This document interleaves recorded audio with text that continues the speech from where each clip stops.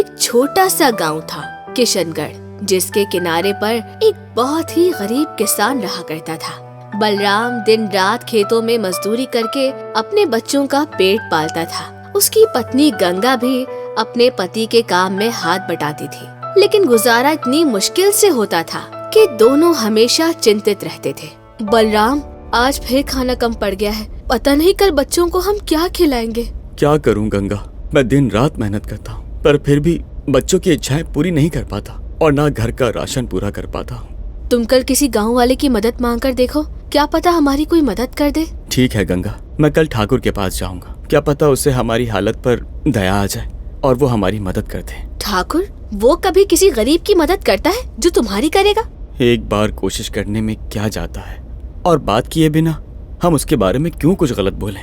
देख लो बलराम, मुझे नहीं लगता कि ठाकुर इतना दयालु है कि वो तुम्हारी मदद करे। मैं जाकर देखता हूँ गंगा, तुम चिंता मत करो। गंगा की मना करने के बाद भी बलराम ठाकुर के पास जाने का इरादा कर लेता है, और एक दिन जब वो अपनी मजबूरियों के हाथों तंग आ जाता है तो उसके पास कोई और चारा नहीं होता और वो ठाकुर की मदद मांगने उसके पास चला जाता है।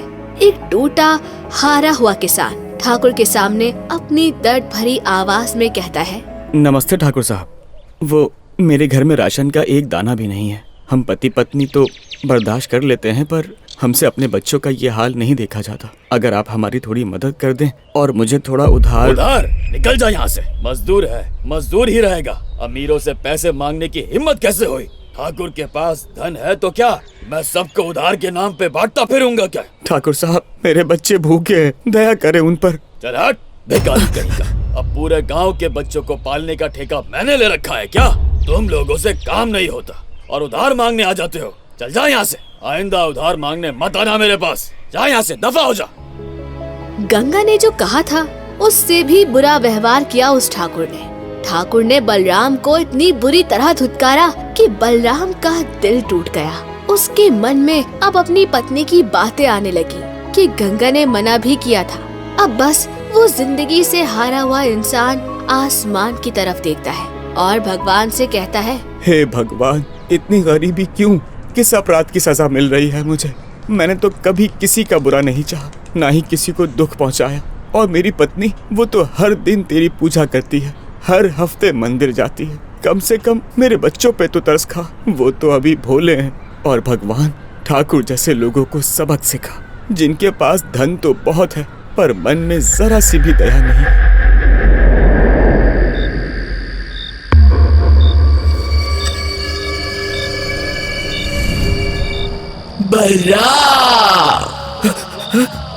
दीदी, मुझे माफ कर दो, मुझे कुछ मत कहना, मैं वैसे ही बर्बाद हूँ।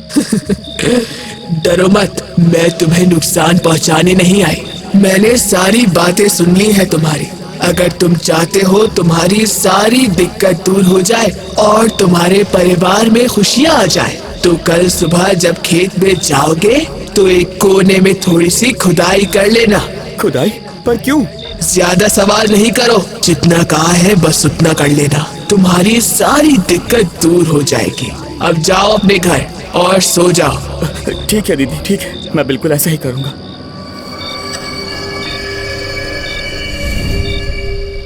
बेचारा बलराम ठाकुर से अपना अपमान करवाने के बाद चुड़ैल का सामना कर बैठता है, पर वो उसकी बात पर भरोसा करता है और तुरंत अपने घर जाकर सो जाता है। फिर सुबह होते ही वो खेत में जाता है, फिर जल्दी जल्दी कोने में खुदाई करने लगता है।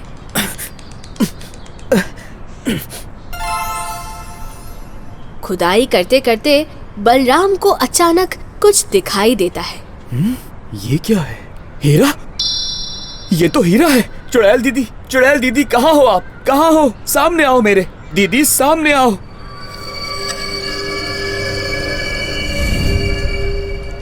दीदी, आपने मुझे नया जीवन दिया है, मेरी तो सारी दिक्कत दूर हो जाएगी इससे। मैं आपका धन्यवाद कैसे करूं? सिर्फ सच्चाई के साथ अपना जीवन गुजारो और किसी भी व्यक्ति का बुरा मत चाहो।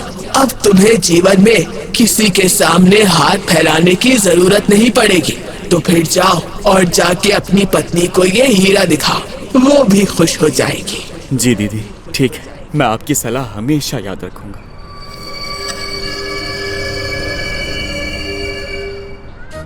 बलराम खुशी से पागल हंसता हुआ तुरंत अपने घर की तरफ चल पड़ता है और चलते चलते कभी हीरे को देखता है और कभी आसमान की तरफ। इसी दुविधा में कब उसका घर आ जाता है उसे पता ही नहीं चलता।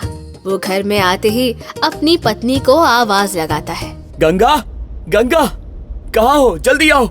आ रही हूँ भाई। क्या हो गया है? किस बात की जल्दी है आज तुम्हें? अरे बलराम, ये क्या है तुम्हारे हाथ में?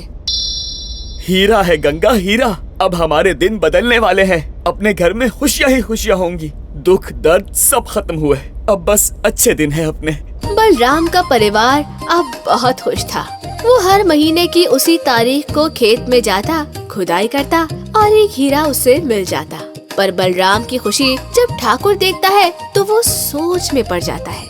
ये बलराम के पास इतना धन आ कहाँ से रहा है? कुछ महीने पहले तो ये मुझसे भीख मांग रहा था और अब तो इसके पास किसी चीज की कमी नहीं है। पता तो लगाना पड़ेगा। एक सुबह ठाकुर चुपके से बलराम का पीछा करने लगा और खेत में पहुंचने के बाद चुपके से बलराम को देखने लगा। जैसे ही बलराम ने खुदाई शुरू की और उसमें से जब बलराम ने हीरा निकाला तो ठाकुर तुरंत बलराम की तरफ झपटा और हीरा उससे छीन लिया और बोला, इधर दे मुझे हीरा। ठाकुर साहब, तो ये रहस्य है तेरा अमीर होने का? ठाकुर साहब, ये मेरा है, इसे मैंने निकाला है। चुप कर। जब ये जमीन मेरी है तो इसमें से निकलने वाली हर चीज विशेष रूप से मेरी हुई और ये हीरा ये तो ठाकुर के पास ही जचेगा, तुम जैसे गरीब खेती करने वालों के पास नहीं। ये हीरा मत लो, ये मेरे बच्चों की रोजी है, मुझे वापस दे दो। ये हीरा मेरा है। ये हीरा अब ठाकुर का है और ठाकुर से इसे कोई नहीं ले सकता।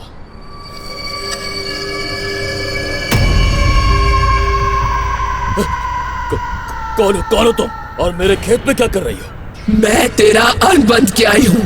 तेरे पापों का गड्ढा भर चुका है। गरीबों पर अत्याचार करता है तू। आज का दिन तेरा आखिरी दिन है ठाकुर। जुल्म का अंजाम बुरा होता है।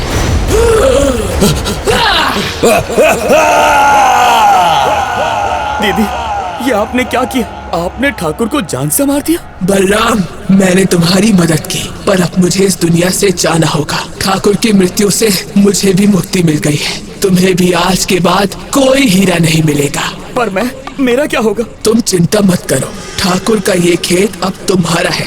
मेहनत से खेती करना, ईमानदारी से कमाना और दूसरों की मदद करना, वही तुम्हारी असल कमाई है। धन्यवाद दीदी।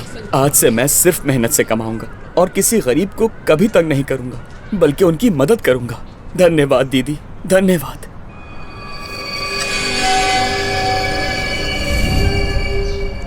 बलराम ने उसकी बात अपने दिल में बांध ली। फिर मेहनत से काम किया, सच्चाई से जिया और गांव में लोगों की मदद करता रहा। उसकी जिंदगी धीरे धीरे खुद ही सुधरने लगी। मेहनत और ईमानदारी के दम पर ठाकुर का अंत हो गया। खेत बलराम को मिल गया, चुड़ैल को मिल गई मुक्ति, बलराम के परिवार को मिली खुशियाँ। और ये सब हुआ सच्चाई, ईमानदारी और कड़ी मेहनत से।